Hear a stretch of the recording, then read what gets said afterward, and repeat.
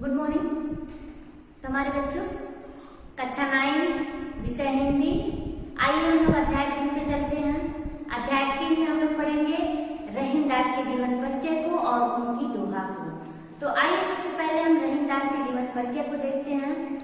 रहीमदास का जीवन परिचय यहाँ संक्षिप्त में लिखा हुआ है, आप इस पे दृष्टिगत करिएगा। आगे देखते हैं। रहीमदास का पूरा नाम अब्दुल रहीम खान खाना था। इनका जन्म सन 1556 ईस्वी, जो लाहौर पाकिस्तान में इस समय है। इनके पिता बैरम खान मुगल सम्राट अकबर के संरक्षक थे। किन्हीं कारणवश अकबर बैरम खान से रुष्ट हो गया और इनको मक्का भेज दिया। मार्ग में इनके शत्रु मुबारक खान ने इनकी हत्या कर दी। बैरम खान की हत्या के पश्चात अकबर जो है वो रहीम और उनकी माता को अपने पास बुला लिया और रहीम की शिक्षा की समुचित व्यवस्था की। प्रतिभा संपन्न रहीमदास को हिंदी, अरबी, फारसी, तुर्की आदि भाषाओं का अच्छा ज्ञान था। इसी योग्यता के कारण अकबर ने इन्हें अपने 9 रत्नों में स्थान दिया। ये अपने नाम के अनुरूप अत्यंत दयालु प्रकृति के थे। मुसलमान होते हुए भी ये कृष्ण भक्त थे। अकबर की मृत्यु के पश्चात जहांगीर ने इन्हें चित्रकूट में नजरबंद कर दिया। केशवदास और गोस्वामी तुलसीदास से इनकी अच्छी मित्रता थी। इनका अंतिम समय विपत्तियों से घिरा रहा और 1627 ईस्वी में इनकी मृत्यु हो गई। साहित्यिक सेवाओं में इनकी अनेक भूमिकाएं रही। इनकी रचनाओं में नीति के अतिरिक्त भक्ति और श्रृंगार की भी सुंदर वेदना दिखाई देती है। आइए हम लोग इनकी रचनाओं के बारे में जानें। इनकी रचनाएं हैं रहीम सतसई, श्रृंगार सतसई, मदनाष्टक, रहीम रत्नावली एवं भैरव नायिका भेद वर्णम। तो हमारे प्यारे बच्चों, ये इनकी रचनाएं हैं। भाषा शैली इनकी जनसाधारण की भाषा थी। शैली जो है इनकी कवित्व, सवैया, सोरठा, छंदों में भी सफल काव्य रचना मिलती है इनकी। तो अब आइए हम लोग चलते हैं इनके दोहे पर। ये था जीवन परिचय। थोड़ा सा आप इसको दृष्टिगत करेंगे। जन्म सन 1556 ईस्वी, मृत्यु सन 1627 ईस्वी, जन्म स्थान लाहौर, पिता का नाम बैरम खान, भाषा जो है ब्रजभाषा, पूरा नाम इनका अब्दुल रहीम खान खाना। इनकी रचनाएं जो है इस प्रकार से है। तो अब हमारे प्यारे बच्चों, हम लोग आएंगे रहीमदास के दोहे पे। आइए देखते हैं रहीमदास के दोहे पे। जो रहीमन उत्तम प्रकृति का करी करत कुसुम, चंदन विष व्यापक नहीं लिपटे रहत भुजम। कबीरदास रहीमदास जी कहते हैं कि इस दोहे में उत्तम प्रकृति वाले चरित्र की दृढ़ता को विशेष महत्व दिया गया है। ये रहीमदास जी जो है चरित्रता पर विशेषता प्रकट करते हुए कहते हैं कि जो व्यक्ति उत्तम चरित्र का हो, उत्तम स्वभाव का हो, दृढ़ चरित्र वाला होता है, उनका बुरी संगति में रहने पर उसके चरित्र पर कोई भी विकार, कोई भी त्रुटि, कोई भी प्रभाव नहीं होता है। चंदन विष व्यापक नहीं लिपटे रहत भुजम। जिस प्रकार से चंदन के वृक्ष पर अनेकों सर्प लिपटे रहते हैं, परंतु उस सर्पों के लिपटे रहने से चंदन जो है वो अपनी शीतलता को नहीं छोड़ता है। चंदन का वृक्ष जो है वह सर्प के विष को धारण नहीं करता है। अपनी शीतलता और अपनी सुगंध के कारण वह जहरीला नहीं होता है। इसी तरह से सज्जन भी अपने सद्गुणों के कारण जो होते हैं वो बुरे की संगति को, बुरे के गुणों को नहीं अपनाते हैं। पुनः एक बार सुनते हैं हमारे प्यारे बच्चों। जो रहीम उत्तम प्रकृति का करी सकत कुसुम, चंदन विष व्यापक नहीं लिपटे रहत भुजम। कहते हैं रहीमदास जी की जो व्यक्ति उत्तम स्वभाव वाला है, दृढ़ चरित्र वाला है, उसका बुरा संगति में रहने से उसके चरित्र पर कोई भी विकार, कोई भी कमी नहीं होती है। जिस प्रकार से चंदन के वृक्ष पर अनेकों सर्प लिपटे रहते हैं, लेकिन चंदन जो है अपने शीतलता और सुगंध के कारण विष को धारण नहीं करता है, अपनी सज्जनता को ही बनाए रखता है। उसी प्रकार सज्जन व्यक्ति जो है वो अपने गुणों से, सज्जनता से वह दूसरे कुसंगति को नहीं धारण करते हैं। तो आइए हमारे प्यारे बच्चों अगले दोहे पर हम चलते हैं। रहीमन प्रीत सराय में मिले होत रंग धूम, ज्यों जल्दी हल्दी तजे तजे सफेदी चून। रहीमदास जी कहते हैं कि यहाँ पे रहीमदास जी सच्चे प्रेम की विशेषता पर प्रकाश डाले हैं। कहते हैं कवि रहीम जी की उसी प्रेम की प्रशंसा करनी चाहिए, उसकी प्रेम की ऐसे लोगों की प्रेम की प्रशंसा करनी चाहिए जिसमें प्रेमी से मिलने पर प्रेम का रंग जो है दुगना हो जाता है, दुगना हो जाता है। ठीक उसी प्रकार जिस प्रकार से हल्दी तथा चूने के मिलने से हल्दी अपना पीलापन छोड़ती है एवं चूना जो होता है अपनी सफेदी को त्याग देता है, दोनों मिलकर लाल रंग के हो जाते हैं। तो हमारे प्यारे बच्चों रहीमन प्रीत सराय मिले होत रंग धूम, ज्यों जल्दी हल्दी तजे तजे सफेदी चून। कह रहा है कि हल्दी जो है अपना रंग को छोड़ देती है और चूना भी अपने रंग को छोड़ देता है, दोनों मिलने के बाद उसका रंग जो होता है लाल होता है। इसी तरह सच्ची प्रीति वाले जो होते हैं वो दोनों मिलकर क्या करते हैं, एक गहरे रंग में हो जाते हैं। तो हमारे प्यारे बच्चों इसमें काबिलियत सौंदर्य में लिखिएगा कि यहाँ जो है सच्चे प्रेम का वर्णन किया गया है। सच्ची प्रीति कैसी होती है, भाषा जो है ब्रज है, रस शांत है, छंद दोहा है, अनुप्रास अलंकार है, शब्द शक्ति अभिधा है। और आइए हम लोग इसके अगले भाग में अगले दोहे पे चलेंगे। अगले दोहे पे चलते हैं। रहीमदास जी कहते हैं टूटे सुजन बनाइए जो टूटे 100 बार, रहीमन फिर कोई टूटे मिलता हार। तो रहीमदास जी कहते हैं कि यदि सज्जन व्यक्ति हमसे रूठ जाए तो उसे बार बार मनाना चाहिए। टूटे कह रहा है कि जो टूटे 100 बार, यानी कई बार जिस प्रकार से मोतियों की माला टूट जाती है तो हम लोग कई बार उसे पिरोकर पुनः तैयार कर लेते हैं, उसी प्रकार से सज्जन व्यक्ति यदि हमसे टूट जाए तो उसे बार बार मना लेना चाहिए। रहीमन फिर कोई टूटे मिट्टार, यानी मोतियों की माला जो है टूट जाता है तो हम लोग उसको फिर से पिरोकर जोड़कर पुनः माले को तैयार कर लेते हैं, क्योंकि सज्जन व्यक्ति जो है हमसे रूठ जाए तो उसे मना लेना चाहिए, क्योंकि सज्जन व्यक्ति जो है मोतियों के समान जो है मूल्यवान होते हैं। तो यहाँ पे काव्यगत सौंदर्य देखते हैं हमारे प्यारे बच्चों।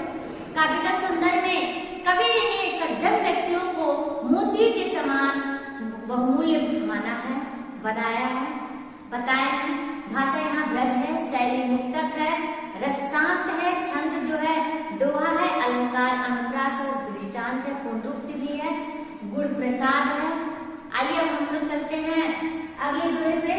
तो हमारे प्यारे बच्चों अगले दोहे को देखेंगे।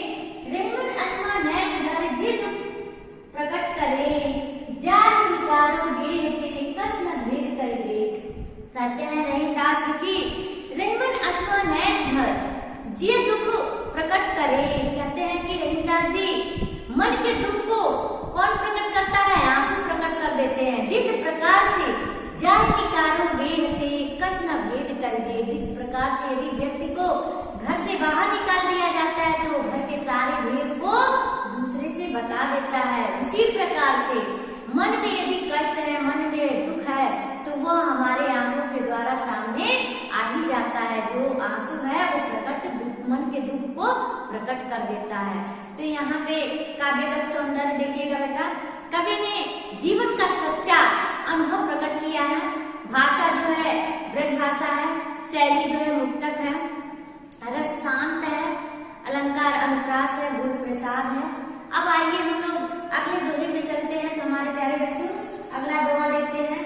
कहे रहे संपत्ति सगे बनत बहु रीत, विपत कसौटी जे कसे ते ही साची मीत। रहीमदास जी कहते हैं कि कहे रहे संपत्ति सगे, यदि मनुष्य के पास संपत्ति है तो उसके बहुत सारे मित्र बन जाते हैं, बहुत सारे हितैषी बन जाते हैं, लेकिन सच्चा मित्र और सच्चा हितैषी कौन होता है? विपत कसौटी जे कसे ते ही साची मीत।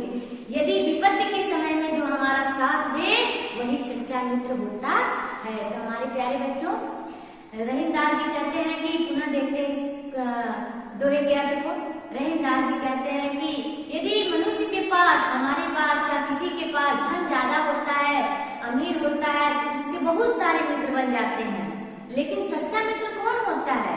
जो विपत्ति के समय, दुख के समय हमारा साथ दे, वही सच्चा मित्र होता है।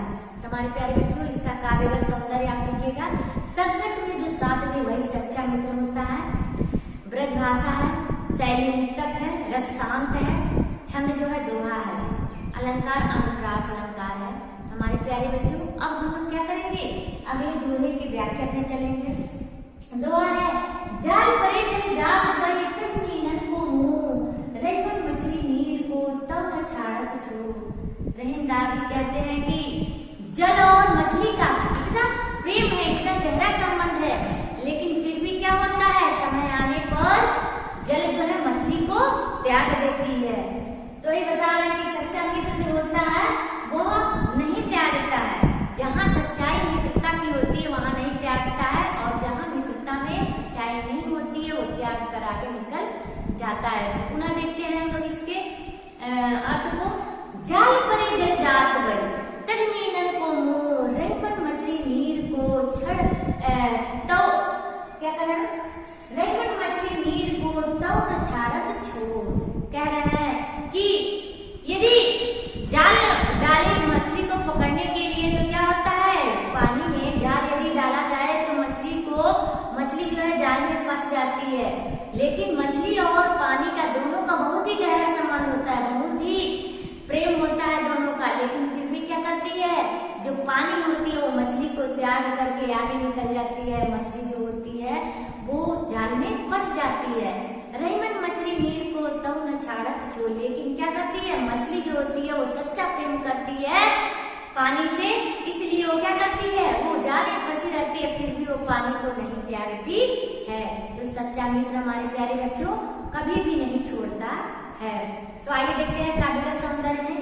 काव्यगत सौंदर्य में मछली के प्रेम द्वारा सच्चे प्रेम के आदर्श का स्वरूप दिखाए हैं कवि, और इसमें शैली जो है मुक्तक है, भाषा ब्रज है, रस शांत है, छंद जो है दोहा है, अलंकार यहाँ अन्योक्ति दिखाया गया है, अन्योक्ति अलंकार है, अनुप्रास अलंकार है।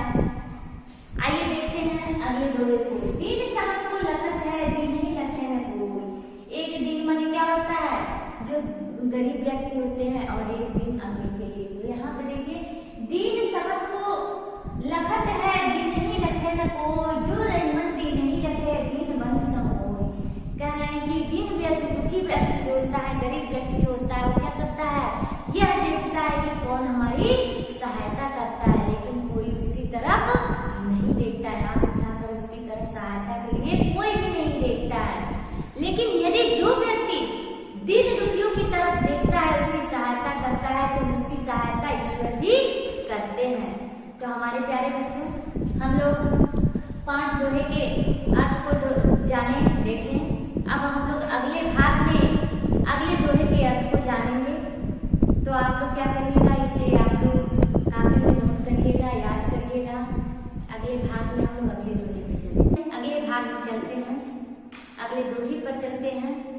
दोहा है, प्रियतम छवि नैनन बसी, पर छवि कहाँ समाए, भरी सराय रहीमन लखी, पथिक आए फिर जाए। कहते हैं रहीमदास की, इस मेरे नेत्रों में इस परमात्मा रूपी प्रियतम की सौंदर्य समाया हुआ है, अतः दूसरे की छवि, दूसरे की सुंदरता नहीं है, दूसरे के लिए कोई स्थान नहीं है। कहते हैं रहीमदास की, मेरी आंखों में परमात्मा रूपी जो छवि समाई हुई है, इस छवि के आगे किसी दूसरे की छवि मुझे अच्छी नहीं लग रही, वो कहाँ समा पाएगी, उसके लिए कोई स्थान नहीं है।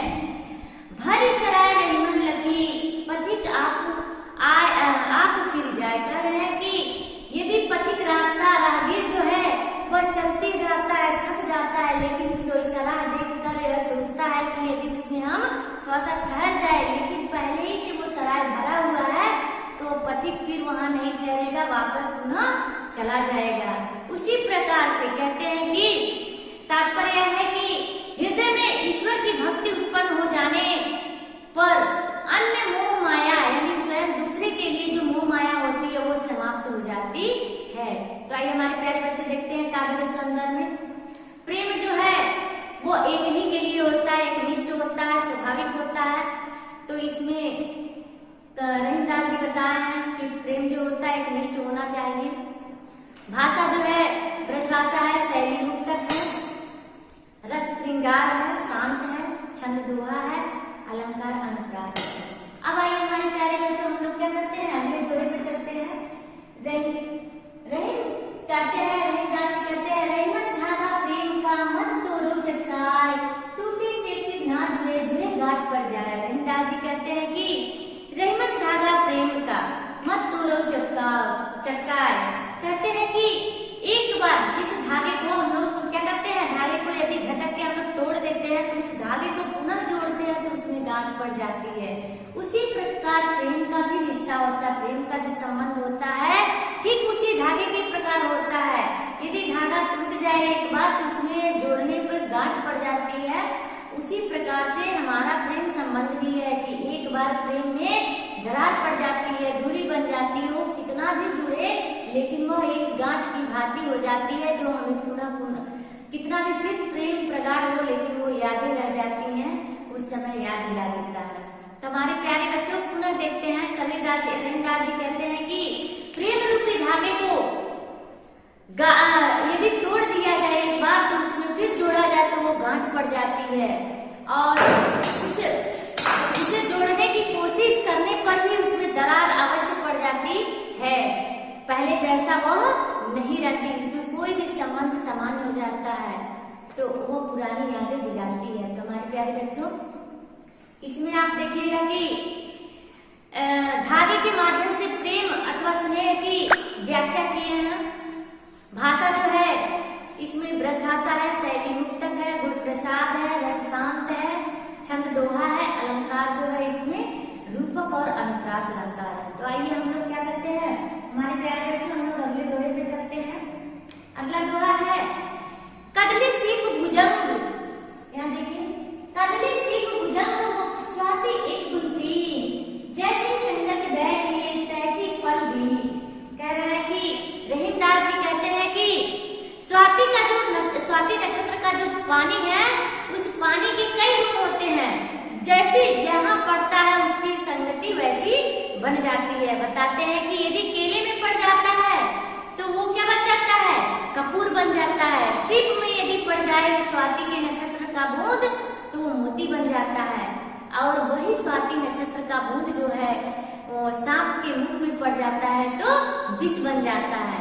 कहते हैं कि स्वाति नक्षत्र की बूंद में जो पानी है वो एक ही होता है, लेकिन परंतु उसका स्वभाव जो होता है अलग अलग वस्तुओं के साथ अलग अलग हो जाता है। वह स्वाति बूंद केले में पड़ जाए तो कपूर बन जाता है, सीप में पड़ जाए तो मोती बन जाता है, और सांप के मुंह में पड़ जाए तो विष बन जाता है। तो सीप मतलब जो जैसे होती है, जैसी संगति रहती है वैसे ही बन जाते हैं।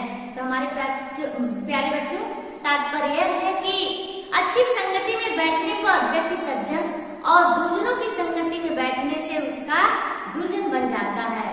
यहाँ पे काबिल सौंदर्य देखिएगा, संगति का प्रभाव अवश्य पड़ता है। भाषा जो है ब्रज भाषा है, शैली मुक्तक है, रस शांत है, छंद दोहा है, अलंकार जो है दृष्टांत है, अनुप्रास है, गुण प्रसाद है, शब्द शक्ति अविधा है। आइए हम अगले दोहे पे चलते हैं। तन्व फल खात है सरल पीरिन पान, कहीं रही पर काज रीत संपत संचय सुजान। कहते हैं कि जो सज्जन व्यक्ति होते हैं वो किस प्रकार के होते हैं, जिस प्रकार के देखिए तन्व फल नहीं खाते हैं, वृक्ष जो होता है वो अपना फल स्वयं नहीं खाता है। सरवर पीरिन पान, और सरवर जो है नदी जो है वो अपने पानी को स्वयं नहीं पीती है, फल अपने वृक्ष को स्वयं नहीं खाता है, और तालाब जो है अपने पानी को स्वयं नहीं पीता है, सरोवर जो है अपने पानी को स्वयं नहीं पीता है। कहीं रही पर काज रीत संपत संचय सुजान। जो सज्जन व्यक्ति होते हैं वो अपने इकट्ठे किए हुए धन को अपने उपकार में नहीं लगा के दूसरों के उपकार दूसरों के लिए लगा देते हैं। तो हमारे प्यारे बच्चों ये था रहीमदास का दोहा, और हम लोग क्या किए हैं इसके काव्य का सौंदर्य को देखे हैं। इसमें इसमें आप लोग देखिएगा कि सज्जन व्यक्ति का जो परोपकारी होते हैं, और भाषा ब्रज भाषा है, शैली जो है मुक्तक है, रस शांत है, छंद दोहा है, अलंकार जो है प्रास अलंकार कर लीजिएगा। अब हम लोग अगले भाग में अगले दोहे पे चलेंगे। दोहे के अगले भाग में आते हैं, अगले दोहे पर चलते हैं। दोहा है, रहमत देख बड़े को लग न दीजिए डार, जहाँ काम आवे सुई कहाँ करे तरवार। कहते हैं रहीमदास जी की बड़े को देखकर छोटों का निरादर नहीं करना चाहिए, उनका साथ कभी नहीं छोड़ना चाहिए, क्योंकि जिस स्थान पर सुई का काम आता है उस स्थान पर तलवार का काम नहीं कर सकती है, तलवार जो है काम नहीं कर सकती है। इसलिए छोटे चीजें या छोटे व्यक्ति जो होते हैं समय आने पर बड़े काम के होते हैं। कवि का आशा है कि छोटे और बड़े दोनों ही अपने अपने स्थान पर उपयोगी और महत्वपूर्ण होते हैं। हमारे प्यारे बच्चों, काव्य का सौंदर्य देखते हैं। सुई और तलवार का दृष्टांत देते हुए रहीमदास छोटे और बड़े व्यक्तियों पर जो है महत्व को प्रकाश डाला है।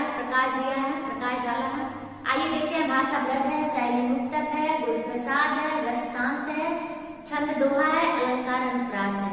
अब आइए हम लोग अगले दोहे पे चलते हैं। अगला दोहा है, यो रहीम सुख होत है बढ़त देख निज गोद, जो बड़ी अखियां निरखी आंखों को सुख होत। कहते हैं रहीमदास की यो रहीम सुख होत है बढ़त देख निज गोद, जो बड़ी अखियां निरखी आंखों को सुख होत है। कवि रहीम कहते हैं कि जिस प्रकार अपनी बड़ी बड़ी आंखों को देखकर व्यक्ति को अपने सुख को मिलता है, सुख प्राप्त होता है, उसी प्रकार से प्रत्येक व्यक्ति को अपने परिवार को, बढ़ते हुए परिवार को देखकर, अपने परिवार की को आगे रास्ते देखकर प्रसन्नता होती है। समृद्ध जिस प्रकार से और क्या होता है, उसे समृद्धि देखकर उसको सुख का अनुभव होता है। जिस प्रकार से व्यक्ति जो है अपनी बड़ी बड़ी आंखों को देख करके सुख को प्राप्त करता है, उसी प्रकार से जिस प्रकार अपने कुल गोत्र और घर को आगे रास्ते सुख समृद्धि के रास्ते बढ़ते हुए देखकर सुख का अनुभव होता है। तो हमारे प्यारे बच्चों, काव्य का सौंदर्य में है मानव के स्वभाव का मनोवैज्ञानिक चित्रण किए हैं। भाषा ब्रज है, शैली मुक्तक है, गुरु प्रसाद है, रस शांत है, छंद दोहा है, अलंकार जो है दृष्टांत है। हमारे प्यारे बच्चों, अब आइए हम लोग इस दोहे के अंतिम भाग में, अंतिम दोहे पर हैं, हम लोग इसका काव्य का सौंदर्य को जाने और देखें। रहीमन ओछे नरन ते तजे बैर अप्रीत, काटे चाटे स्वान के दू भाते विपरीत। कहते हैं कि ओछे व्यक्तियों से मित्रता नहीं करनी चाहिए।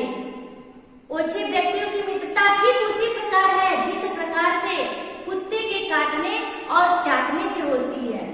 कुत्ता जो है काट लेता है तो व्यक्ति की मृत्यु हो जाती है, यदि वह चाट लेता है तो अशुद्ध हो जाते हैं। मनुष्य जो अपने आप को अशुद्ध मान लेता है, यानी उसका काटना और चाटना दोनों ही हानिकारक है। ठीक उसी प्रकार से दुष्ट स्वभाव वाले व्यक्तियों के साथ दोस्ती करना या बैर करना ठीक उसी प्रकार है। जो दुष्ट स्वभाव के व्यक्ति होते हैं उन व्यक्तियों से मित्रता नहीं करनी चाहिए। उनकी मित्रता और उनका बैर दुश्मनी भी दोनों घातक होता है, दोनों ही नुकसानदेह होता है, दोनों ही बेकार होता है। इसलिए वो कुत्ते का चाटना और काटना दोनों का उदाहरण देते हुए दुष्ट व्यक्तियों की संगति से मना कर रहा है। इसमें आइए देखते हैं काव्य के सौंदर्य में। यहाँ रहीम जी दुष्ट व्यक्तियों के स्वभाव की तुलना जो है कुत्ते से करते हुए किए हैं, और इसमें भाषा जो है ब्रज भाषा है, शैली मुक्तक है, उपदेशात्मक है, रस शांत है, छंद दोहा है, अलंकार जो है अनुप्रास अलंकार है।